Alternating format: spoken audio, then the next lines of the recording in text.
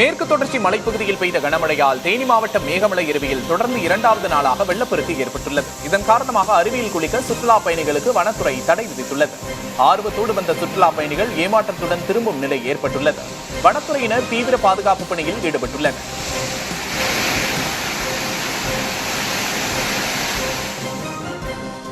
கொடைக்கானலில் சாரல் மழை நின்ற பிறகு செங்கதிரவனின் இளஞ்சூட்டு கதிரும் வானில் வர்ண ஜாலமிட்டு கோலமிடும் மேக கூட்டங்களும் காண்போரை மெய்சிலிர்க்க வைத்தது. இந்த காட்சிகளை கொடைக்கானல் கோக்கஸ் பள்ளத்தாக்கு சுற்றுலா தலத்துக்கு வந்திருந்த பயணிகள் கண்டு ரசித்தனர். கொடைக்கானல் சொர்க்கம் போல காட்சியளிப்பதாக மக்கள் மகிழ்ச்சியோடு தெரிவித்தனர். இந்த காட்சிகளின் பிரத்யேக டைம் லாப்ஸ் வீடியோவை புதிய தலைமுறை பதிவு செய்துள்ளது.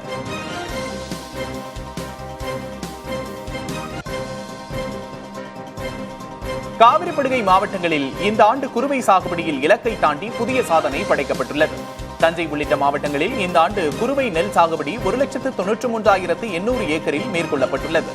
இது 30 ஆண்டுகால வரலாற்றில் இல்லாத சாதனை என்று விவசாயிகள் தெரிவித்துள்ளனர். நிர்ணயிக்கப்பட்ட இலக்கை தாண்டி கடந்த ஆண்டை விட 40,000 ஏக்கர் கூடுதலாக சாகுபடி செய்யப்பட்டுள்ளது. குறுவை, சம்பா, தாளடி என 3 பருவங்களிலும் சாகுபடி செய்யும் அளவுக்கு காவிரிப்படுகை மாவட்டங்கள் மாறிவிட்டதாக விவசாயிகள் தெரிவித்துள்ளனர். மேலும் பயிர் காப்பீட்டுக்கான கால அவகாசம் நீட்டிக்கப்பட்டிருப்பதால் குத்தகை விவசாயிகளும் பயன்படுத்திக் கொள்ளலாம் என்று வேளாண் துறை அறிவித்துள்ளது. திண்டுக்கல் மாவட்டம் ஒட்டஞ்சத்திரம் மார்க்கெட்டில் முருங்கை விலை வீழ்ச்சியடைந்திருப்பதால் விவசாயிகள் விரக்தியில் உள்ளனர். சந்தையில் முருங்கைக்காய் வரத்து 2 மடங்குக்கு மேல் அதிகரித்தது. இதனால் தங்கச்சி, அம்மாப்பட்டி, காந்தி மார்க்கெட்டில் எங்கு பார்த்தாலும் முருங்கைக்காய் மூட்டைகளே அதிகமாக இருந்தன.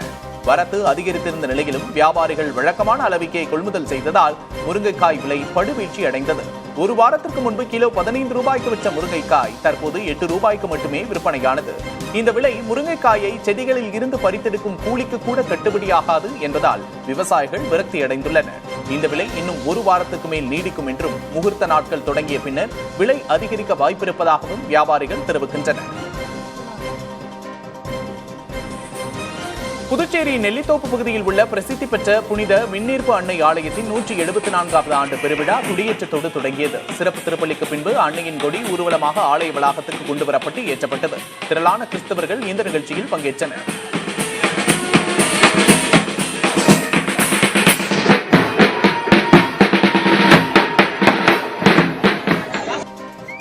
நீலகிரி மாவட்டம் உதகை கிளப் சாலையில் வனத்துறையினர் வைத்திருந்த கூண்டில் கரடி ஒன்று சிக்கியது. உடனடியாக வனத்துறையினர் அந்த கரடியை பத்திரமாக மீட்டு வாகனத்தில் ஏற்றிக்கொண்டு முதுமலை அடர் வனப்பகுதிக்குள் கொண்டு சென்று பாதுகாப்பாக விட்டனர். கடந்த சில நாட்களாக குடியிருப்பு பகுதிகள் மற்றும் நட்சத்திர ஹோட்டல்கள் அருகே கரடிகளின் நடமாட்டம் அதிகரித்துள்ள நிலையில் ஒரு கரடியை பிடித்ததால் பொதுமக்கள் நிம்மதியடைந்தனர்.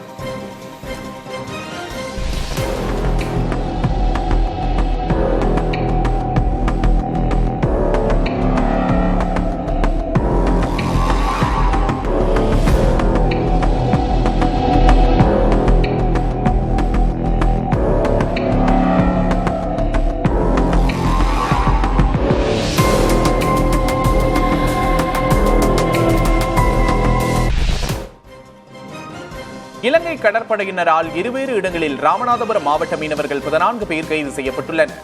பாம்பன் தெற்கு துறைமுக பகுதியிலிருந்து சுமார் 80க்கும் மேற்பட்ட விசைப்படகுகளில் 300க்கும் மேற்பட்ட மீனவர்கள் மீன்பிடிக்க கடலுக்கு சென்றனர். இவர்கள் மீன்பிடித்துவிட்டு கரை திரும்பும் போது கற்பிட்டி கடற்கரையில் ரோந்து பணியில் ஈடுபட்டிருந்த இலங்கை கடற்படையினர் மாறன் என்பவருக்கு சொந்தமான விசைப்படகை மடக்கினர். தொடர்ந்து படகில் இருந்த 10 மீனவர்களையும் எல்லை தாண்டி மீன்பிடித்ததாக கைது செய்து புத்தளம் கடற்படை முகாமுக்கு அழைத்துச் சென்றனர்.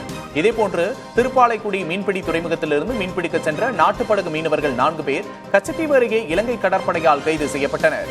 இலங்கை கடற்படையின் தொடர் கைது நடவடிக்கைக்கு தமிழக மீனவர்கள் கண்டனம் தெரிவித்துள்ளனர்.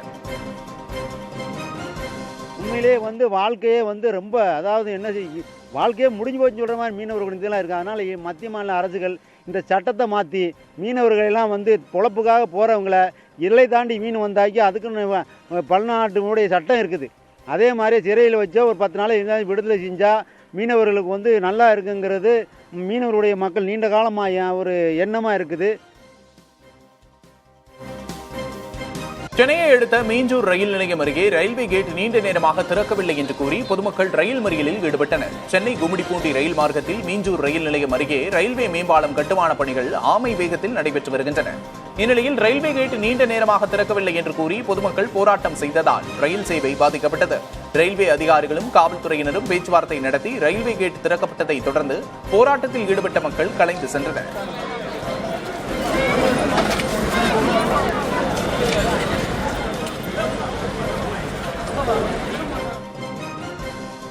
உளுந்தூர்பேட்டை அருகே உள்ள கீழ்புத்தமங்கலம் கிராமத்தில் கோவில் திருவிழாவின் போது மின்கம்பி அறுந்து விழுந்ததில் பக்தர் ஒருவர் உயிரிழந்தார். மாரியம்மன் கோவில் திருவிழாவையொட்டி அம்மன் வீதி உலா நடைபெற்ற போது எதிர்பாராத விதமாக மேலே இருந்த மின்கம்பி அறுந்து கீழே விழுந்துள்ளது. இதில் கரகம் எடுத்துச் சென்ற செந்தில்குமார் என்பவரின் மீது மின்சாரம் பாய்ந்ததில் சம்பவ இடத்திலேயே உயிரிழந்தார்.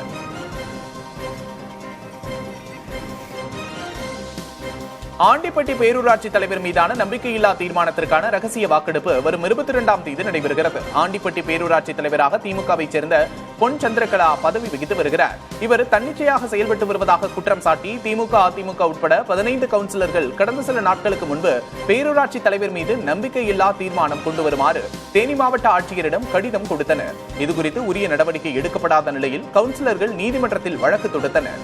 இதனை விசாரித்த நீதிமன்றம் ஆண்டிப்பட்டை செயல் அலுவலர் முன்னிலையில் நம்பிக்கையில்லா தீர்மானத்தின் மீதான ரகசிய வாக்கெடுப்பு மற்றும் விவாதம் நடத்த உத்தரவிட்டுள்ளது. அதன்படி வரும் 22ஆம் தேதி பேரூராட்சி தலைவர் மீதான நம்பிக்கையில்லா தீர்மானத்துக்கான ரகசிய வாக்கெடுப்பும் விவாதமும் நடத்த முடிவு செய்யப்பட்டுள்ளது.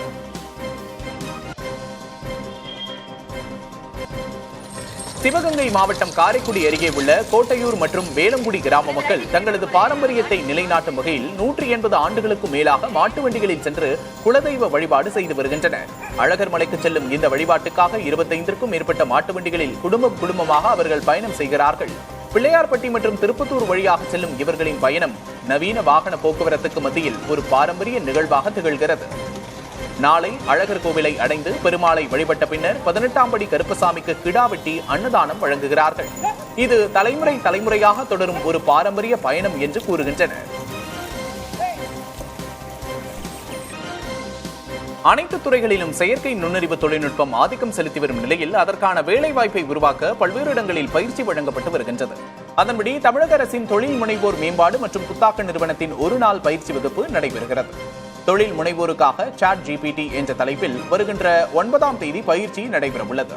சென்னை ஈக்காட்டுத்தாங்கலில் இந்த பயிற்சி முகாம் நடைபெறும் என்று அறிவிக்கப்பட்டுள்ளது. சேரன் மகாதேவியில் +2 மாணவரை அறிவாளால் தாக்கியதாக கைது செய்யப்பட்ட சிறார்கள் 5 பேரும் சிறுவர் கூர்நோக்கு இல்லத்தில் அடைக்கப்பட்டனர். நெல்லை மாவட்டம் சேரன் மகாதேவியில் 12ஆம் வகுப்பு மாணவர் தன்னுடன் படிக்கும் சக மாணவியுடன் பழகி வந்ததாக கூறப்படுகிறது. இதனை அறிந்த மாணவியின் சகோதரரான 10ஆம் வகுப்பு மாணவர் உள்ளிட்ட 5 சிறுவர்கள் +2 மாணவரை அறிவாளால் தாக்கியுள்ளனர். இதில் படுகாயமடைந்த மாணவர் மருத்துவமனையில் அனுமதிக்கப்பட்டுள்ளார். சம்பந்தப்பட்ட 5 சிறுவர்களும் கைது செய்யப்பட்டு கூர்நோக்கு இல்லத்தில் அடைக்கப்பட்டனர். இச்சம்பவத்தோடு தொடர்புடைய ராம்குமார் என்ற இளைஞரின் மீது 3 பிரிவுகளில் வழக்கு பதிவு செய்து காவல்துறையினர் தீவிரமாக தேடி வருகின்றனர்.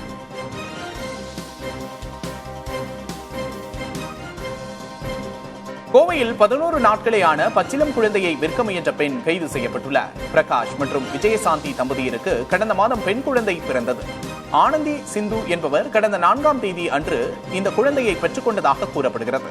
இந்த தம்பதிக்கு ஏற்கனவே 3 பெண் குழந்தைகள் இருந்த நிலையில் 4ஆவதாக பிறந்த குழந்தையை விற்க முயன்றுள்ளனர்.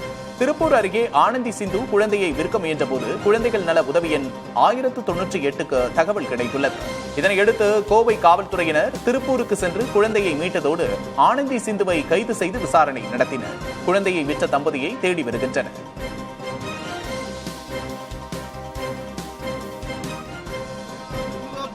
சென்னை ராயபுரம் பகுதியில் வீட்டின் அருகே காற்று வெளியே செல்வதற்கு அமைக்கப்பட்ட இடத்தில் தவறி விழுந்த சிறுவன் மீட்கப்பட்டார். நாகேஷ் மற்றும் உமா தம்பதியின் 8 வயது மகன் தருண் வீட்டு மொட்டை மாடியில் கிரிக்கெட் விளையாடிக் கொண்டிருந்துள்ளார். அப்போது பந்தை எடுக்க முயன்ற போது வீட்டின் காற்று வெளியேறும் பகுதியான ஓடிஜிக்குள் தவறி விழுந்துவிட்டார். உடனடியாக தீயணைப்புத் துறையினர் விரைந்து சென்று கயிறு கட்டி சிறுவனை மீட்டனர்.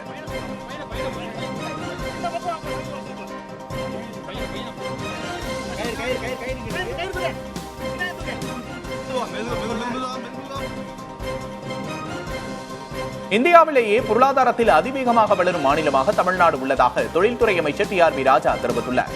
மன்னார்குடி ராஜகோபால சுவாமி அரசின கலைக்கல்லூரியில் நடைபெற்ற பட்டமளிப்பு விழாவில் பங்கேற்க வந்த அமைச்சர் இதனை கூறினார்.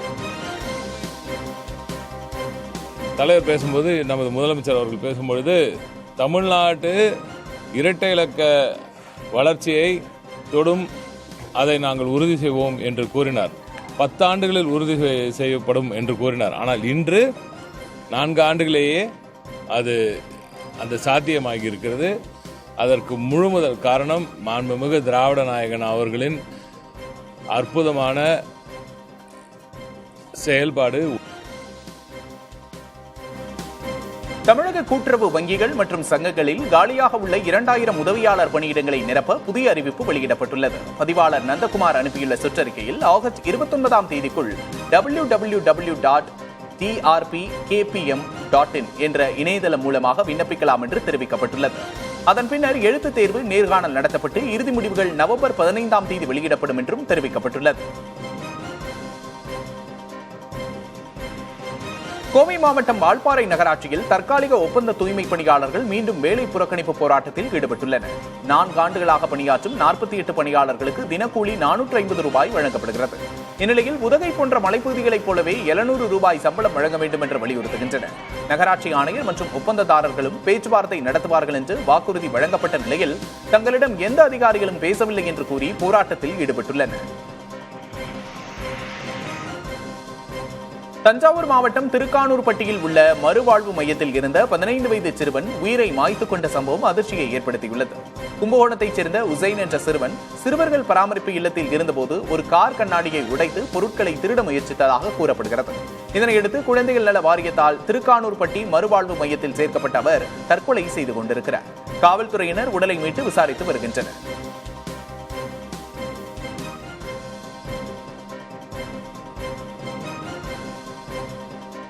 கிருஷ்ணகிரி மாவட்டம் தேன்கனிக்கோட்டை அருகே வனப்பகுதியிலிருந்து வெளியேறிய ஒற்றை காட்டு யானை ஒன்று சம்பந்தக்கோட்டை கிராமத்தில் உள்ள விவசாய நிலங்களை கடந்து தார் சாலையில் ஒய்யாரமாக நடந்து சென்றது. இந்த நிகழ்வை பார்த்த அப்பகுதி கிராம மக்கள் தங்கள் செல்போனில் அந்த யானையை வீடியோவாக பதிவு செய்தனர். இந்த வீடியோ தற்போது சமூக வலைதளங்களில் வேகமாக பரவி வருகிறது.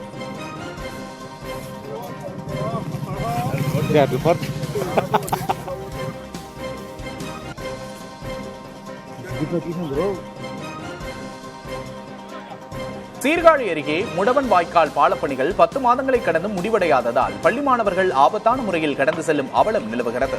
மாற்றுப்பாதை இல்லாததால் அவசர தேவைக்கு கூட வாய்க்காலை கடக்க முடியாமல் ஆதமங்கலம், புங்கனூர், பெருமங்கலம், காடாக்குடி, கோடங்குடி கிராம மக்கள் அவதியடைந்து வருகின்றனர். போக்குவரத்துக்கு இடமே இல்லை, வழி இல்லாமல் வாய்க்காலை வெட்டி விட்டு போயிட்டாங்க.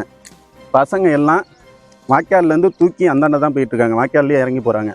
இது உடனடியாக இது மாற்று வழி ஏற்பாடு பண்ணி கொடுத்துட்டு அவங்கள வந்து வேலை செய்ய சொல்லுங்கள். வேலையை செய்யறதே இல்லை, மாற்று வழியும் ஏற்பாடு பண்ணலாம். சுதந்திர தினத்தை முன்னிட்டு ஆகஸ்ட் 15ஆம் தேதி முதல் 3 நாட்கள் உதகை குன்னூர் இடையே சிறப்பு மலை ரயில்கள் இயக்கப்படும் என்று தெற்கு ரயில்வே அறிவித்துள்ளது. காலை 8:20 மணிக்கு குன்னூரிலிருந்து புறப்படும் ரயில் 9:40 மணிக்கு உதகையை அடையும். மாலையில் 4:45 மணிக்கு உதகையிலிருந்து புறப்பட்டு 5:55க்கு குன்னூர் செல்லும். இந்த 3 நாட்களில் உதகையிலிருந்து கேத்தி வரை ஜாலி ரைட் ரயிலிலும் இயக்கப்படும் என்று சேலம் கோட்ட அதிகாரி மரிய மைக்கேல் தெரிவித்தார்.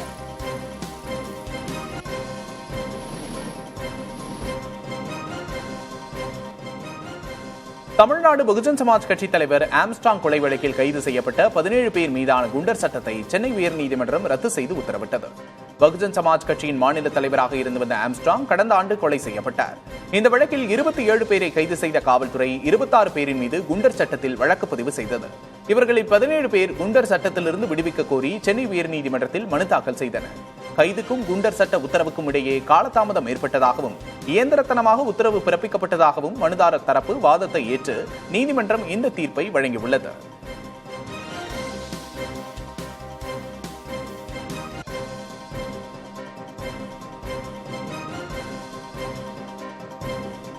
கொடைக்கானலில் பசுமை நிறைந்து காணப்படும் கிராமத்தை நகராட்சியோடு இணைக்கும் முடிவுக்கு பலரும் அதிருப்தி தெரிவித்து வருகின்றனர்.